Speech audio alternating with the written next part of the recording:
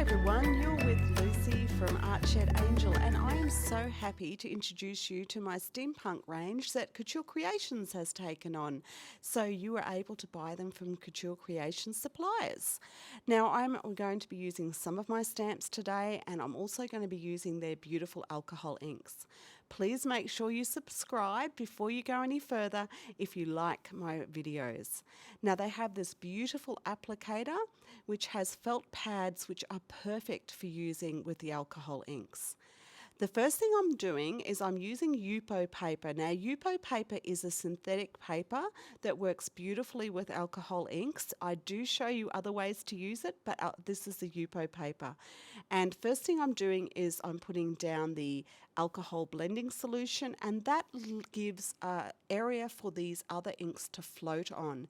I've put down some Teakwood and then some Splendor. Now Teakwood and Splendor are just beautiful, but Splendor is a pearl one, so it has a really nice sheen to it. And you can see here I've used the applicator to sort of spread the colour. Now I also always add a little bit of the alcohol blending solution, onto the applicator. Now any of the pearl inks, make sure that you give them a good shake, and I'm adding gold here which has a lot of pigment in it, and you can see if you don't shake them you're going to lose all that pigment at the bottom of your bottle, so make sure you shake them, remember that.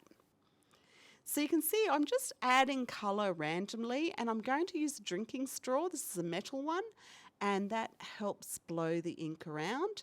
I always say add more blending solution to help push that ink around. And one of the things with alcohol inks is just stop when you're happy. So if you think you need to put more down, put more down.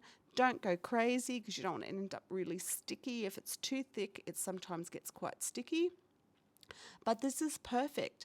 So I'm drying it here with a hairdryer. Now I use a hairdryer for drying my inks half the time, and it is because the hairdryer doesn't buckle your paper. So if you're heavy-handed, which I can be, I don't want to buckle my paper because I make it too hot. It is synthetic. So the next thing I'm going to do is I'm going to stamp it using my precision press. Now firstly I'm going to make it a card size. So this one's a half A4, and I'm using the cutter to cut it down. I love this little cutter because it fits on my bench and I can just do those extra trimming things when I'm working.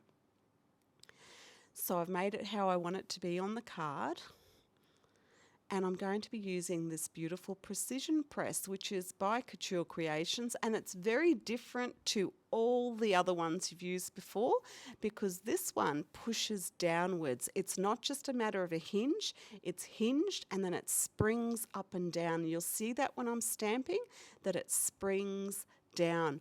I just love it. It works so well that I've never really been enthusiastic about them, but I love this one. Now I am first using a little bit of this brown. It's a Stazon colour. You do need to use a permanent ink when you're stamping on your Yupo paper because it is synthetic, so it doesn't dry on the paper. And you can see here I've done a stamping. Now because the gold is kind of thick, it doesn't look great, so I'm going to do it again in the black. And I like this because I can make decisions. I've placed it and I'm looking at it thinking, I do like this. I need to clean off the black, but I think I'm going to stamp it one more time. Now there is a measuring area on the side, and I always butt the Yupo paper up to the measurement just in case I move it accidentally. I can put it exactly black in place again. Now I'm stamping over this with the brown again, and it's not really visible when you look at it on the video, but when you see it in real life it has these like flecks of brown and black through the butterfly which kind of looks like rust. It's really, really nice. Now I've stamped the excess ink off onto paper because I'm making a mask. So a mask is really useful, and I often keep my masks. You don't have to throw it away. You don't have to cut a new one every time. Keep it in the folder with your stamps. and you can use it time and time again. So the mask is going to be used so that I can mask off that butterfly and do things to the background without actually damaging the butterfly. So I'm flicking some alcohol blending solution around the page now, and that gives tiny little pin pricks of white through the background, which is really effective. And I'm using some of the Splendor now too and doing the same thing. So in the background there's kind of little dots which are really, really pretty. Now I'm going to use my background stamp. Now I love background stamps, and that's why I designed this one, and this one is actually words from Shakespeare, which I really, really love. It's actually a sonnet that I love. So I'm stamping that first now in the brown, and I'm moving it along to where I want, and I can make that decision. And the other side I'm doing in black, and this looks really effective because it kind of blends from that brown to the black in the background. And I'm going to add the little single butterfly, which is part of that set. He's got his friends in the background there, which is kind of cute. And this one here, I didn't stamp that well at all. Actually, I was just placing it, but you can see here, nothing's ruined. It's beautiful. It's stamped in the right place. So the press is so nice to use. I absolutely love it. Now I'm just going to have a little look. Is that all I want? Or maybe I'll add some more, I think. I think I like to add a bit more. Make sure it's all dry so you don't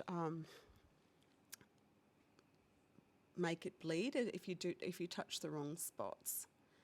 So now I'm going to put some of my cogs. So part of that writing set are some hearts, and also there's some sort of sketched cogs, and because there's cogs in that butterfly's wing, I'm just going to add some of them, and I'm not even inking it up again. I'm just using what's left on there, placing it, and you can see every time I push on that precision press, it's kind of a downward sort of push. It's really lovely. So I think that's all I want. I'm going to glue that now to my background. And once I've got it stuck down, I think I've decided I need some sentiments. So I have a new set of words, and they're words that I use a lot. So these are words that I say.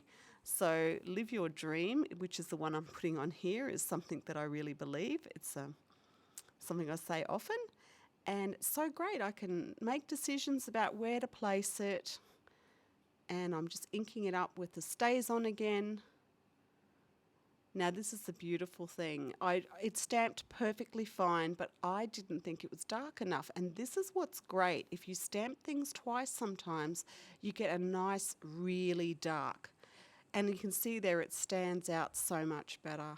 So that's my card using the alcohol inks. Thank you for watching, and please like my page if you'd like to see more. So thank you very much, Lucy from Art Shed Angel. Bye.